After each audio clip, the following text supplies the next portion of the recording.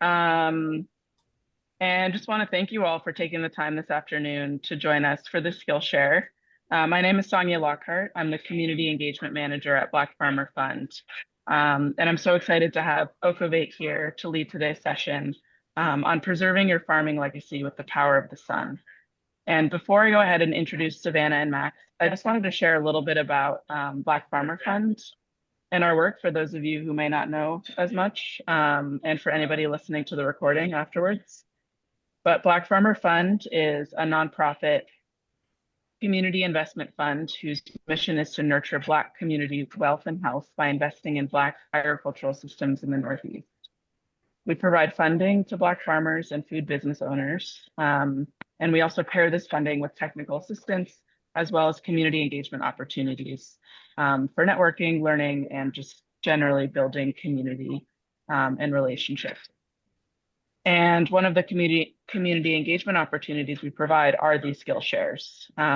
So we're now hosting these on a monthly basis on a range of different topics and the topics are really based on community interest and what folks want to learn about.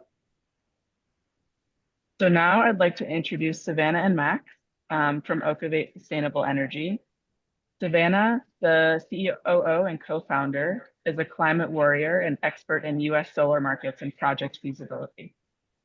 Savannah began her career at Black Bear Energy, rising to lead the analysis team and gaining expertise in making solar projects work. Driven by a love for clean energy and gardening, Savannah co-founded Okovate, combining her passions through agrivoltaics. And Max, business development manager at Okovate, brings a unique blend of solar sales experience and deep sustainable agriculture. His background includes agriculture production from community to commercial scale, as well as environmental management advisory work with the Peace Corps in Jamaica. Max is passionate about empowering farmers and advancing sustainable energy through agrivoltaic solutions. So without further ado, I'll hand it over to you two to lead the rest of the session. Thanks, Sonia. Do you want to go ahead and share, Max? Yeah, I'll start sharing the screen. Definitely, I don't think I'll be able to see if people are raising their hands or asking questions. So let me know. Since this is such a small group, especially, like, definitely invite folks to come off mute and ask questions, stop us. Like, this can be conversational. Yeah, totally. Can everybody see our screen? Yeah. Yep. I'm seeing Perfect. Perfect. Well, thanks for that introduction. As mentioned, we are Okovate Sustainable Energy, and our only focus is agrivoltaics. Savannah and myself and the rest of the team is dedicated to making sure we can help keep small family farms on the farm, as well as providing clean energy to the grid.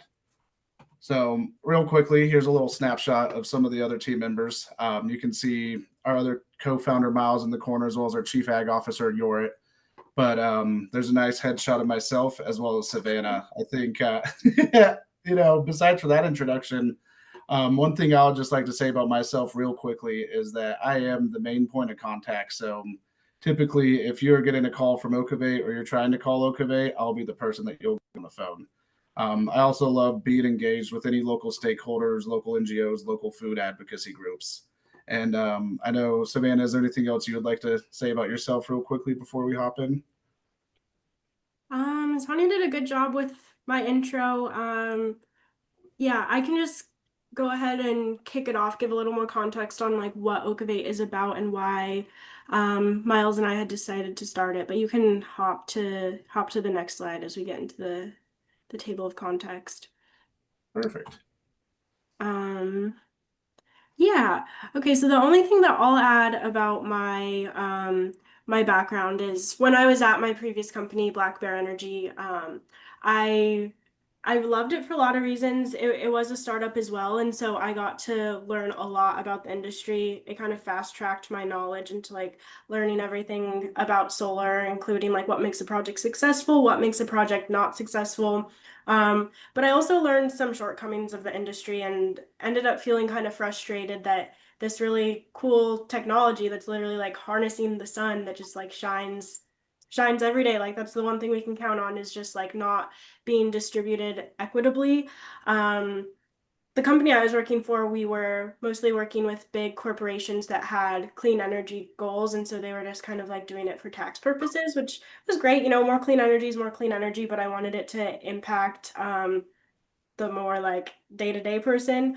And yeah, I grew up gardening with my mom, and so combining that love of gardening and solar is just how I came to learn about agrivoltaics, and why Miles and I decided to start Okovate. There was this stat.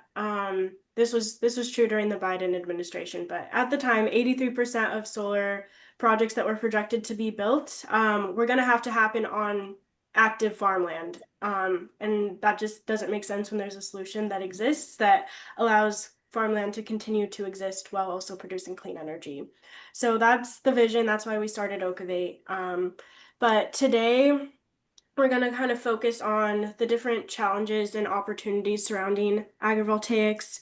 We'll provide a couple case studies of how this has been successful on a global scale, and then get into the logistics of finances and timeline and just like general project structure. And yeah, see how you could potentially get involved if it's a good fit for you or your family or anybody that you may know that has farmland. But I see you have a question, Will, so we can stop really quick. Yeah, I'm sorry to interrupt. Just a quick question. You said something Mhm. about, is it difficult as a farmer to have solar energy, to produce clean energy, and also run the farm, operate the farm, and be profitable? No, it is not difficult. That's what we're all about. So we'll definitely get into this in more detail, but Okovate prides ourselves in being farmer first. So that means that like our very first step is having a conversation with the farmer, in often cases also their family, anybody who's going to be impacted by the decision. We'll like design the system around their current operations, and yeah, the goal is to make sure that what you're doing, or even like in some cases what you want to do, is the priority in the designs. And so yeah, there are a lot of factors that are considered. But the other thing that I'll just mention really quick, like since you brought up the financial component, is this is a no cost for the farmer, for the landowner. It's through this structure called solar lease. And so basically, you would receive a lease payment on an annual basis for allowing the solar panels to live on your property, and then you still get to do your normal ag thing, and generate that revenue if that's what you're doing, or just grow food for your family. So it's not hard. It just, a lot of people don't know about it yet. Yeah, but we can go ahead. I'll kick it off to you, Max. You can talk a little bit more about the problem and why agrivoltaics exists. Yeah, well, thanks, Savannah. Unfortunately, climate change is here. I think, as Wills was started when he first hopped on, it might have been helping with some of the dry weather up in New York with the watermelon production. But across the board, we have seen more prolonged droughts. We've seen more erratic rainstorms, and we've seen an overall change in commodity markets. What we can also understand is that by the year 2050, over the next 25 years, we can anticipate these issues relating to climate change to increase by 5 times. Without climate change, though, we've also seen 140,000 farms disappear over the last 5 years. This is primarily because of increasing costs. We all know how hard it is to keep a farm profitable, especially if you start having some of those larger equipment, maintenance fees that you have to keep up with, as well as the tariffs that are now being imposed with our fertilizers, as well as some of these things coming in with USAID no longer being able to necessarily sell some of the crops that we're selling overseas. Overall, this is just causing us to have fluctuating markets. But despite any of those issues, we're also noticing that there's a massive land grab going on. This is something we've seen, whether it's real estate developers that are trying to buy up a bunch of land so they can develop more housing, whether it's land that's needed for energy infrastructure projects, and more recently, land that's needed for data centers that's directly related back to the AI boom. Now, because of the AI boom, we also can anticipate there's going to be a massive surge in clean energy demands here on U.S. soil. Currently, we have a little over 1 million acres of U.S. farmland being converted into solar sites. But in order to hit that demand, something that Savannah also tapped in when she was given the introduction, But in order to hit that demand by 2050 to upkeep with this massive energy surge, we know we're probably going to have to produce 10 times as much solar as we currently are, and they are primarily going to be targeting farmland. Primarily because farmland is flat, it's sunny, and it's really easy to tap into the grid. But over the next 25 years, we can see that 1 million acres escalating all the way up to 10 million acres needed to be converted into solar. Now, up until very recently, this was all done with traditional solar. This is something here at Okovate we think is a complete missed opportunity, primarily because we know that one, it competes with food systems, and two, it has a massive environmental impact. First and foremost, when these traditional solar farms come in, that you can see in this middle picture down below, what's going to happen is the farmer's no longer going to have access to the land. That means there's no longer going to be able to be agriculture production. There's no longer going to be able to be livestock out there either. So what they're going to do is once the farmer agrees to effectively give up the land for the next 30 years, these construction companies are going to come in and they're going to completely grade the farm. They do this because it makes it easier for construction. It lets them turn around a project faster. While doing so, they're going to remove the top layer of topsoil, as well as remove any of the vegetation that's there. You can also tell just by the size of those tractors that that's going to lead to massive compaction of the soil. Now, once the solar is installed, there's going to be very little vegetation that's actually going to be able to grow there. Anything that is left, if it is possible, is going to be managed with what they refer to as vegetation management. This is either going to require frequent mowing or intense spraying. Essentially, this is because they don't want the solar panels to be blocked out by weeds and tall grasses.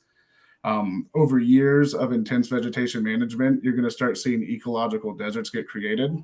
And you're going to end up with this final picture where there's no longer a level of topsoil, there's no longer rooting structures, but it's making erosion very easy to happen on the ground itself.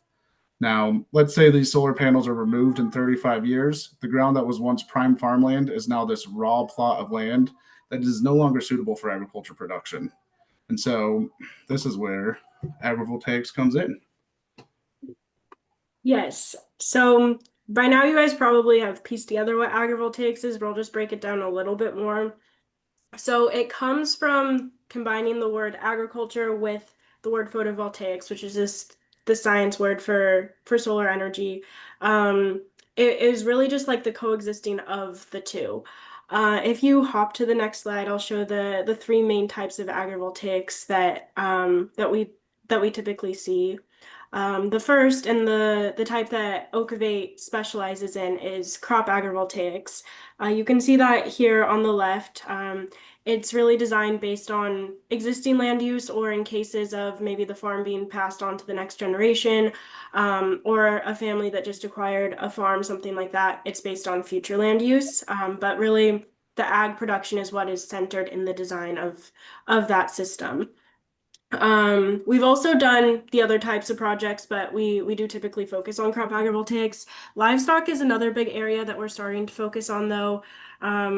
Livestock agrivoltaics is when most commonly sheep, but increasingly cattle, and some other animals as well, really just graze and live underneath the solar panels or between the solar panels.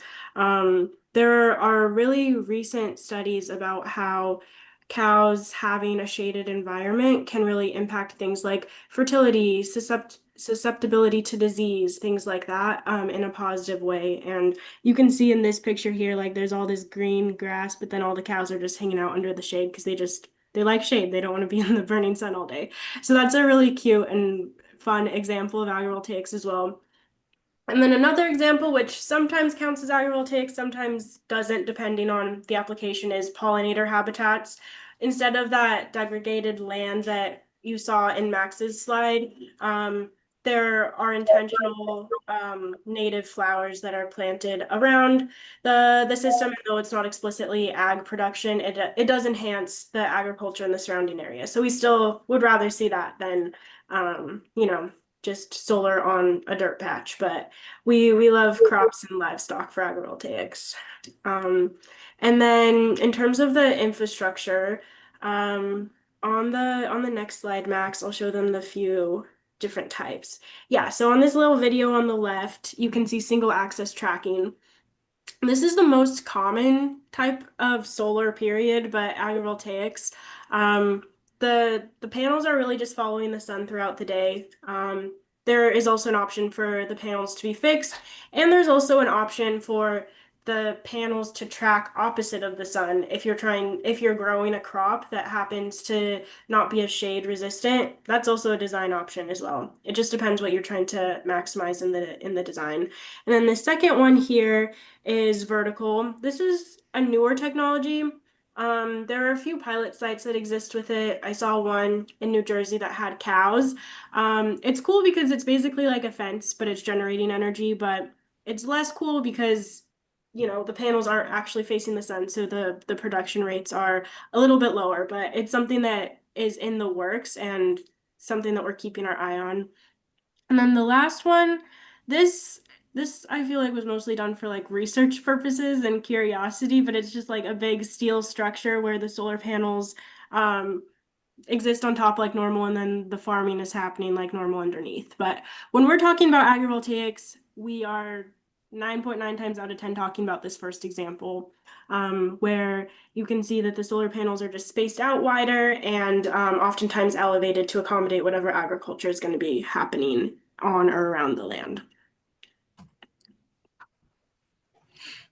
Yes, so benefits. This gets into what Max was talking about with the climate change effects. There are a lot of different benefits to agrivoltaics, and that's one of the reasons why I first fell in love with the technology, is because yeah, it's helping secure food supply, and yeah, it's helping with energy generation, but there's also a microclimate that is created underneath the solar panels that does things like decrease the amount of water needed to grow the same amount of crop, or reduce the heat stress on the crop. So in environments where the sun is more intense than it was like 10, 15 years ago, this is helpful. It also helps out with when there are extreme weather events, like just providing like a little bit of shade from the wind or like hailstorms. Like you can it's nice to have a built-in buffer that can protect just protect whatever is going on agriculturally.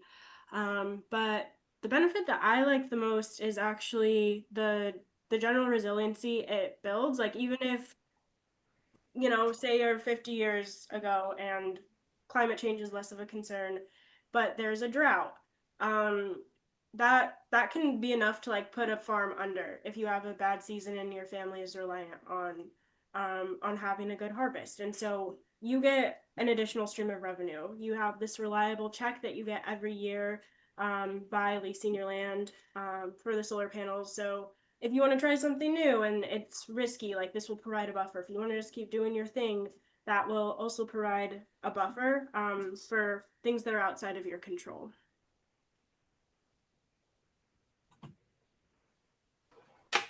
This picture kind of shows what I was saying visually, but you can see here on the left the example pre-solar, pre-anything, where it's just 100% wheat being grown and then 100% solar being grown. But then combined, it's actually the land efficiency ratio is higher because you're able to do both, and they're coexisting together. I just saw a question pop up. Let me see it. Seen a lot of large farms with row cropping. Do you work with smaller farms that do not crop style planting slopes? Yes, so we do. So we are mostly active in Maryland and Virginia right now, and they do a lot of like hay, wheat, corn, that type of thing.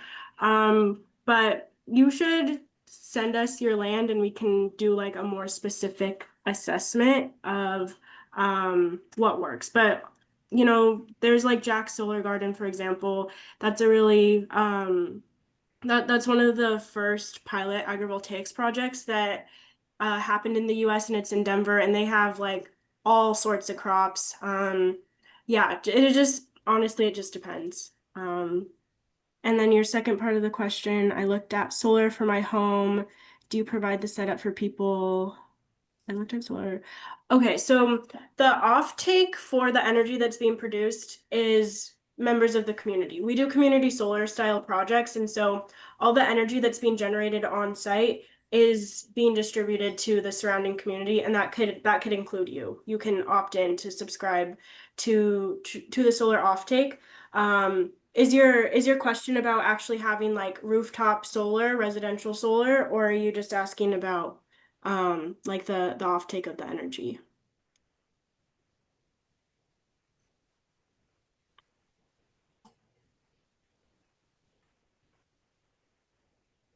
Solar rooftop, I guess. Okay, yeah. So we don't do rooftop solar projects. We can help refer you to somebody that we trust that does that type of project, but we really do like ground mounted projects that are working with the ag. And then your third part of the question, do you cover the eventual replacement? Yeah, so solar panels last about 30 to 35 years, or that's how long the warranty lasts, and that's how long the lease would be. At the end of that period of time, um, you would not be responsible for the decommissioning of the project.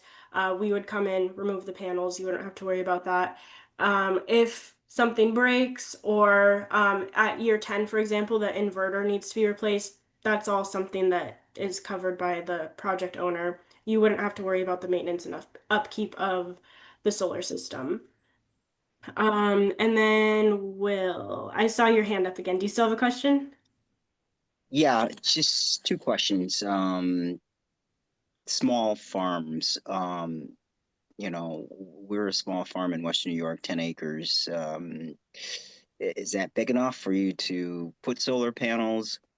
And then you mentioned something about I don't know if Max mentioned it about in the event of a drought, the production isn't as much as we would like for it to be. The revenue is just isn't there, but yet we can generate some type of lease income. How is that done? Is that outsourcing the solar energy and people pay us, or how does that work? Yeah. So in regards to your first question, um, 10 acres is a maybe. We would need to assess based on what utility you're in, just like a whole list of factors that we have. We've seen 10 acres work before. We've seen smaller work. We've seen 8 acres work before, but it really depends on a lot of factors. And so, if you're interested, we can look at your case specifically and give you information on, if we think there's a path forward.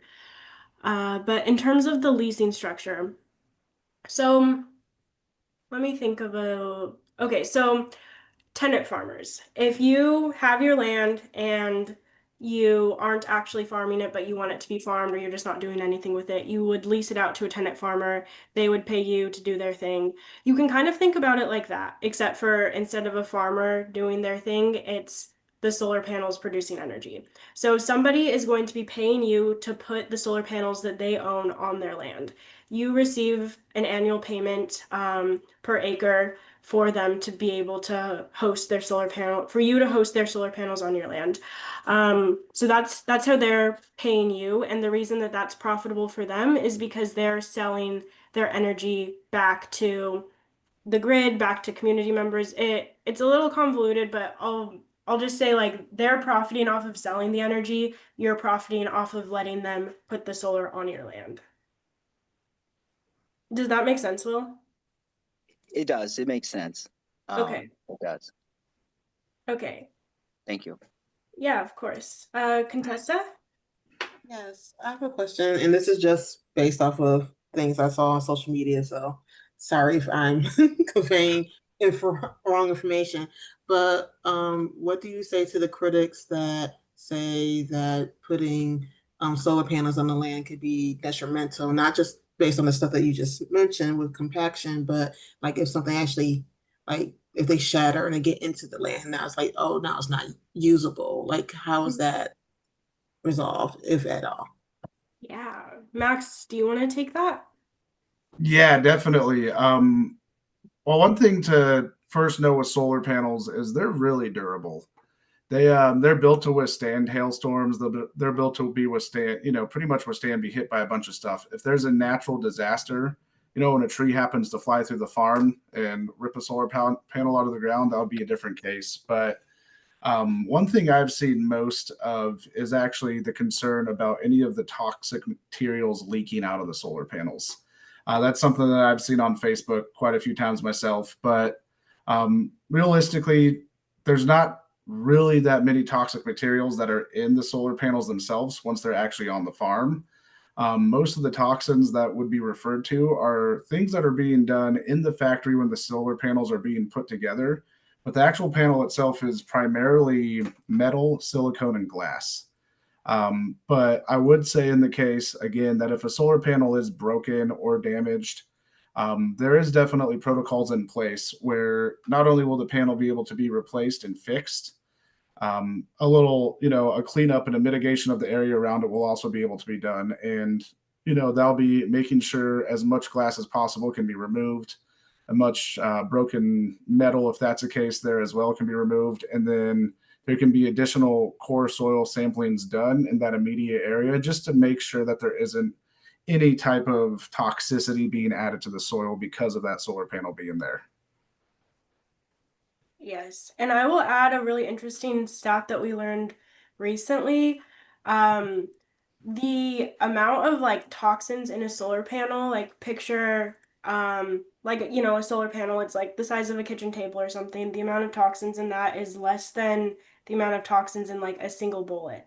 Like the lead in a bullet, it's less than that. And so even if the solar panel were to shatter and get in your soil, like one, it would be cleaned up by us, by the owners of the system. But two, it wouldn't really be seeping toxins into your soil or anything because it's just so minimal compared to the rest of the material around.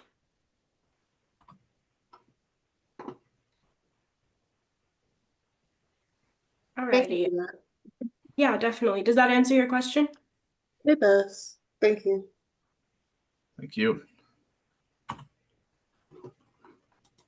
Okay. So the last thing that I really want to make sure you understand is that agrivoltaics is not like this risky new concept. It's been done for a while. It's been done for about 3 decades worldwide in countries that are more land constrained. Like think Japan, that is like an island. It's very land constrained, but they have a high population, so they need to make the most of all of their land.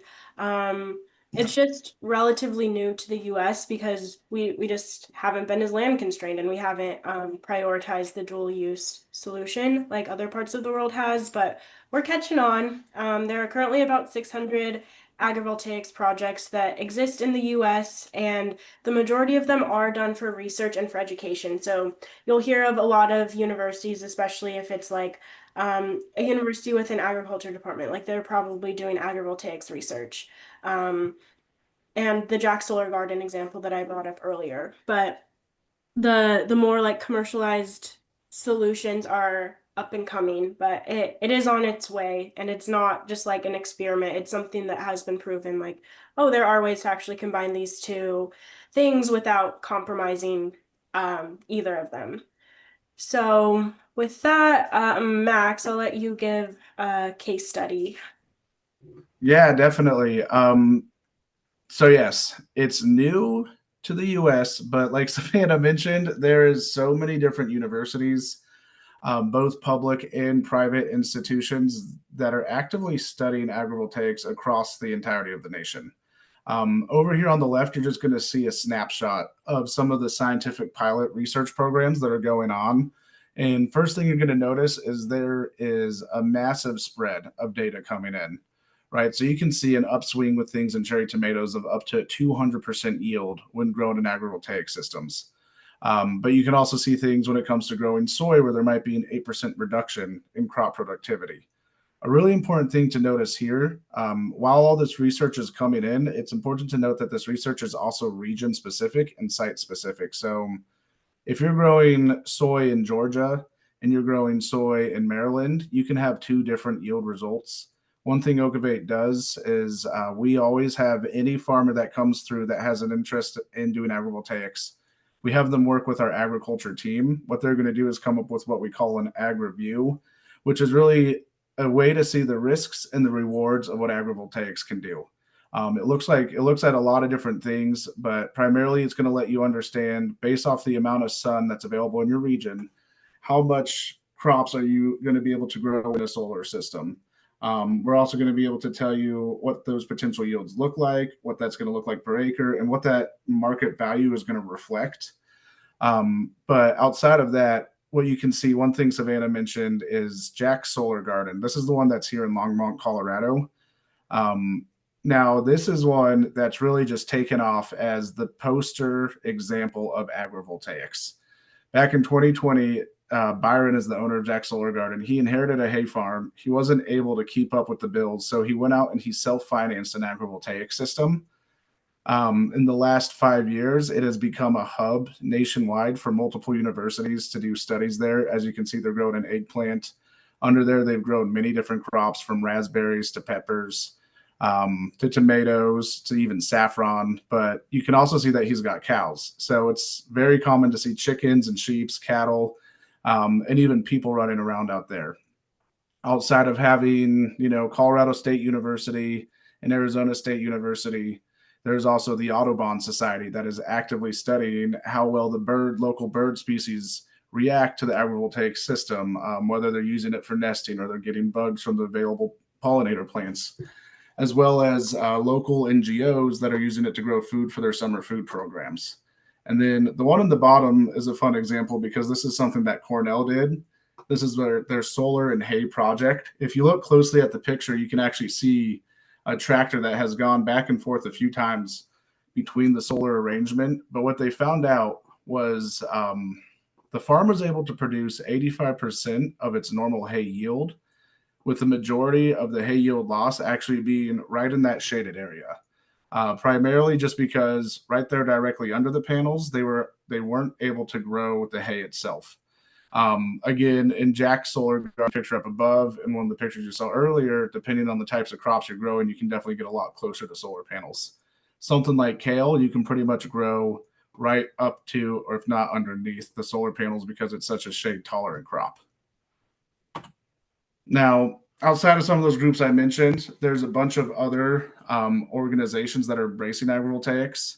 I know the USDA and the Department of Energy have started putting money into grants to support agrivoltaics.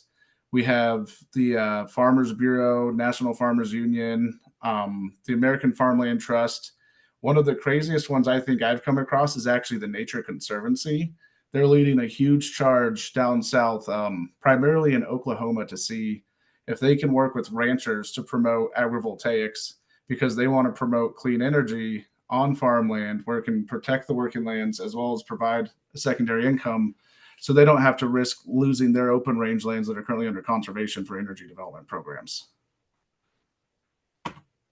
Now, Okovate, I know, is one of those companies that is really actually the only premier agrivoltaic developer in the United States.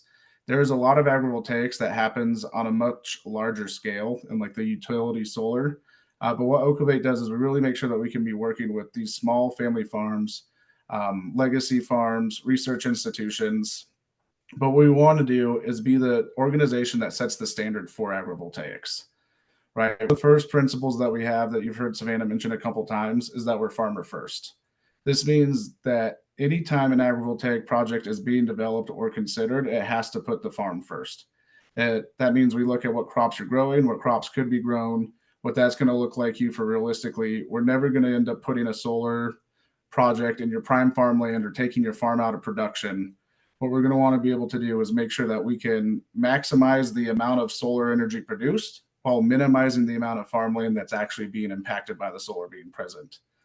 Another thing we do is we like to be known as a reliable partner. And this means we are going to handle everything from doing technical analyses to finding the funding for your project, to making sure that utility companies are on board, to talking to planning committees, to talking to local stakeholders, local NGOs, and even hosting community town halls just to ensure that everything that's going on is well understood and every single player that needs to be a part of this program can be accounted for. The only thing you need to worry about on your farm is to keep farming. Honestly, we'll take care of the rest. At Okovate, we also like to tell people that we're very easy to reach and we're ready to help. This means that there's never going to be a sales pitch. We really only want to work with farmers who are excited about the opportunity of being able to do agrivoltaics. And because of that, we want to make sure we can provide you with every resource you could possibly need to make the best decision. A lot of times that means that it's Savannah and myself hopping on webinars or providing educational 2-pagers to different farming organizations just to make sure the conversations around agrivoltaics are able to happen in the right way. And then at the end of the day, there's never going to be any risks or pressure from the farming side of things. Again, we're not here to convince anybody they need to do agrivoltaics. We want to work with farmers that are interested in doing it. But because of that, there's never going to be a cost incurred by farmers. No commitments from the farmer side that's going to put you in trouble, whether it's legal or financial fees. We're going to make sure that any farmer that's interested in agrivoltaics can be taken care of so we can preserve the farm and help them keep the farm.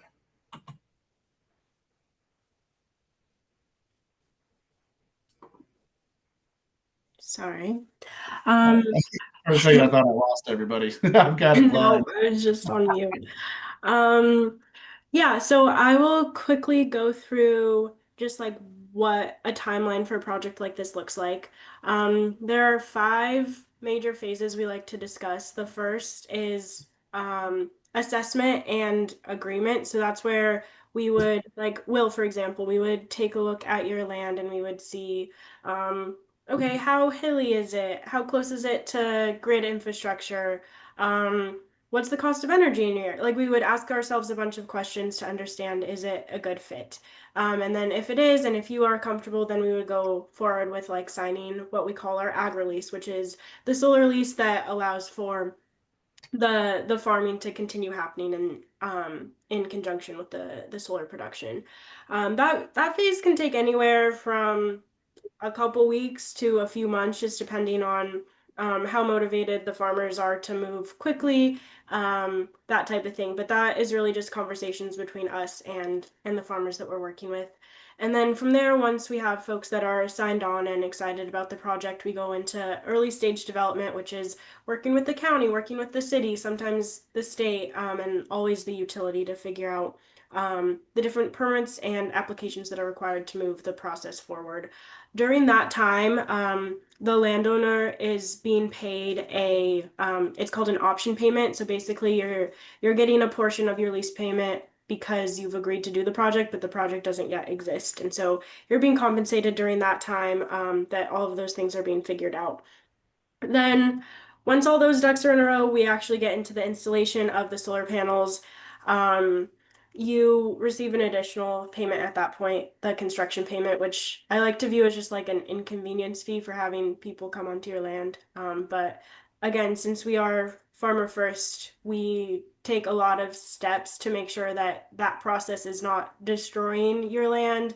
Like a traditional solar developer would just kind of come in with a big tractor and compact the soil, and then it's like, okay, what's going to grow there? Or oftentimes they are removing the topsoil, as you saw in that picture earlier. And so that's happening in that phase. And then you have an operational system that lasts for 30 to 35 years. During that time, you have complete agency over your land in terms of like what you're growing and what you're doing. And the solar is just being produced in the background. It's a pretty low maintenance technology after it's up and running. But if there are operation and maintenance things that do come up, that's handled by us. And then lastly is decommissioning. A lot of people, well, historically, solar developers have just been like, okay, great, we have solar, and then they don't talk about the end of life. And landowners are left with solar on their land. And so that's a built-in part of our lease as well, is that after the project is complete, that's built in where it's going to be removed and restored back to its original state without solar panels. Yeah, so that's the general process, general timeline. Okay, another thing that we really like to do as a farmer first organization is give people the tools to make informed decisions.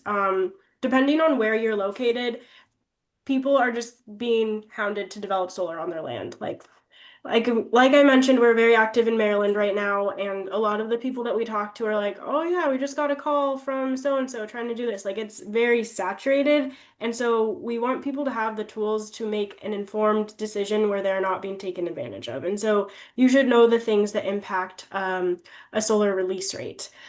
Because chances are, like, if you and like your neighbor down the street are both doing a solar system, there might be some variation in the lease rate that you're getting, and you want to make sure that it's fair. So one factor that impacts lease rate is the distance from the grid. If it's closer to infrastructure, you get a higher rate because there's less construction costs required. If you have more solar panels, you get a higher rate. Row spacing. If you need like a huge tractor to come by, to come through the solar panels, you're gonna get a lower lease payment because there's just less room for solar.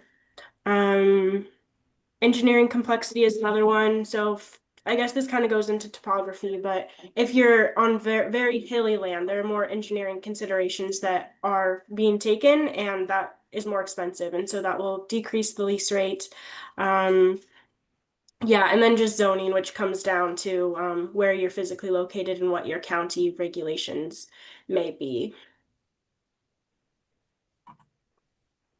Yeah, and something we always like to do, just for anybody that we're walking through this agrivoltaic information with, is provide a couple tips for lease negotiations, primarily because, like Savannah mentioned, it's saturated. If you own farmland, there's a good chance there's a solar developer that has come by and tried to buy that land from you at some point. Or, I guess in the case where someone asked a question about even getting solar panels for their roof, some of these could actually be important for you, in that situation as well. So one thing that's always good to know is, what does the lease structure actually look like, right? Savannah gave you a pretty quick run through of the different phases for it, but it's always nice to know, how long am I tied up into an option period? How long is construction going to take? How long are the panels going to be there, right? The term length is really how long the panels are going to be there. And at the end of the term, are you able to keep the panels? Are the panels going to be removed? Can you get new fancier panels put in place and get a new rate? These are all good things to at least talk to if you're talking to anybody about doing solar. Another thing, especially with agrivoltaics, would be making sure that you get that continued land use and access. This is what we refer to as our access rights. This is just making sure that once the system is actually created, in writing that you are able to get out there and keep farming. There is a lot of, solar companies out there today that say they're here to preserve agriculture, but there's a fine print that says if the system's built, you can't touch the land for the next 30 years. And in doing so, they've preserved agriculture. So just make sure if you do work with agrivoltaics that anything in writing is showing that you get to keep farming around the panels. And then really the construction considerations. We want to make sure that everything's minimally invasive. Again, we don't want soil to be compacted. We don't want topsoil to go away. We want there to be plans in place for erosion. But more importantly, we also want to make sure that there's something in place for crop protection.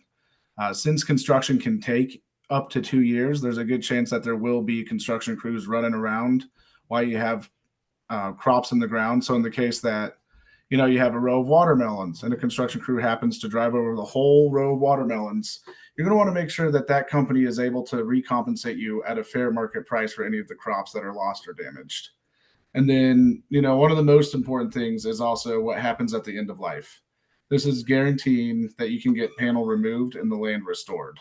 This is something that if it's not in the lease, you can always ask to get put into the lease. And this is something that you should definitely check before signing anything. But just as a good rule of thumb, some of our final advice is to always have an attorney look over any lease structure you're going to be working with, whether this is for an agrivoltaic system or even a rooftop solar system. This is a commitment that you're making for the next 30 years. You can take your time. Any of the business reps that will be out there with you trying to encourage you to sign the paperwork, understand that you actually have every right to have an attorney overlook anything. So we always just advise people, take your time, get a third party to help you review any type of paperwork. And again, ensure all agreements are in writing before signing anything. This is 3 decades of business that you're entering. So make sure anything you do is clearly spelled out and safe. But, I wanted to end by just going over a couple quick frequently asked questions that we've always gotten. Primarily equipment, that's a huge one, right? Like Savannah mentioned earlier, our systems are flexible and we want to be able to provide panel spacing solutions. So if you have a small tractor and you need to be able to move through a 16-foot row, we can do something like that. If you have a big tractor, you need to be able to move through a 30-foot row, we can also fit something like that. In regards to how much land do you need, I really do like that Savannah pointed out earlier on that we have seen it work with farms that are as small as 8 acres. Since we do typically work with a lot of row crop farmers as well as livestock farmers, we aim for 20 acres, but it's always worthwhile to have Okovate just evaluate your land. That's something that we'll do for you, just to see if it could actually be a good fit. And then when it comes to switching crops later, you most definitely can. Our ag team works with you to create a flexible design. We also want to make sure over the course of the agrivoltaic lease that you have access to our agriculture team. So if you wanted to switch from watermelons to sweet potatoes, we could also help you come up with an ag plan for that. Help you understand what that's going to look like, get an idea of what that potential yield could look like if the commodity market happens to shift and you have to switch your crops. We want to be able to be there to help support you through that as well. So we definitely intend to always build out a flexible design with our ag reviews, and that's something we are more than happy to help with and revisit, every 5 years. And really, how does no cost work? Savannah already touched on this a little bit. The best way is to think of it as a tenant farmer. But what we want to make very clear is that as a farmer who has land available for solar panels, the solar is going to be paid for completely upfront. There's not going to be any costs or obligations that come to the farmer themselves. Since there is such a high demand to find land that can be used to put solar panels on, it is exactly like a tenant farmer looking for land to grow their crops on. So none of the financing fees or maintenance fees would ever come down to the farmer. And the only thing that you would be anticipating is a quarterly check that comes from the solar lease rates. Again, bad weather. We talked about this a little bit earlier with natural disasters, and I think a couple of questions that came up. One thing that is guaranteed with these solar lease rates are payments that are fixed and reliable. This is something that's able to be predetermined and locked in when the initial agri lease is signed. These are rates that the utility company also agrees with, so they're not going to come back and try to pull it over on you later on if they decide they want to change anything. The nice thing about this is if the solar panels are under snow for 2 weeks of the year, you're still going to get that payment. If there happens to be a dust storm or a pollen storm, we can also make sure that those panels can be cleaned off, but we also know that a nice rainstorm can also help that happen. But with these fixed payments, that definitely gives you that certainty that just because the weather is being a little volatile, your payments aren't going to change. And then something we always love to address as well, too, is what happens with inflation. One thing we do is make sure anybody that's interested in a solar lease can also get what's called an escalator cap. This essentially just makes sure those lease payments grow alongside inflation. Ours typically start around 2%. We've seen some go up to 3% in the market. And this is just to make sure that whatever you're getting paid today is also going to be relevant in 30 years. And then what happens if a panel breaks? Again, Okovate's going to take care of all the operation and maintenance. Something we have included is what we refer to as damage liability. So in the event of one of those natural disasters or, a tractor maybe nicks a panel and it needs to be replaced, we'll make sure that that panel can be swapped out and replaced and the area around it can be cleaned up. And then at the end of the lease, something we've talked about a couple of times, what you're going to see is what we refer to as a decommissioning bond. And this ensures that projects aren't abandoned. The way this works is we actually set aside money on a county level to make sure that in 30 years, whether it's you or someone that's accounted for in succession planning, that the money is already available for the solar panels to be removed as well as the land to be restored.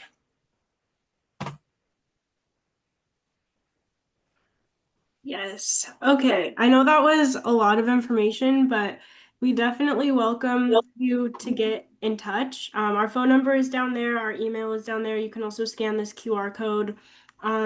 We love questions. We love talking about agrivoltaics. And even if you're on the fence about this technology and you just have questions, we're not going to be like, okay, you contacted us, you have to build a system now. Like we want to work with you and answer questions where you can. And similarly, if you know anybody, have family or friends that you think could benefit from this, send them our way too. We're always happy to talk about it. I see another question from Contessa. Yes. Thank you so much for this presentation. It was wonderful. Kind of wish I had heard about this before because I do have solar panels on my house currently. And now I'm like, dang, let me review that contract. But when it comes to solar panels for the farm, where would solar panels that are on someone's, say, barn or any of their structures, would that be considered that? Or is only if it's on the land itself? Would it be agro? Yeah, that's a good question. So there are definitely folks that will put solar panels on barns or put them on a greenhouse, and that is still like, I would still consider that a dual use solution, but it's beyond the scope of what we typically do. We like to do the systems that are on the ground and that coexist with the solar or with the agriculture that's happening on the ground as well. But yeah, if you are curious about folks that do rooftop work, again, we can connect you or answer any questions if you're like trying to make the decision between should I do it on the roof, should I do it on the land. I will say a lot of times with these rooftop projects, you would be on the hook for the cost, even if it's not upfront. The system is just much smaller, and so you would be installing that system to offset your own energy instead of in order for it to be like distributed, which is where that lease payment comes in. So there are trade-offs with the different structures and locations.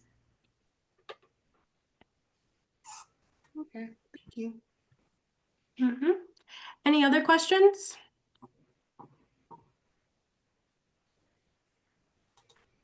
Great. Thank you, everybody. Thanks for being so engaged and asking a bunch of questions. We love talking about this and really appreciate everybody's time. So much. Yeah, thank you. Thank you so much, Savannah and Max, for leading the session.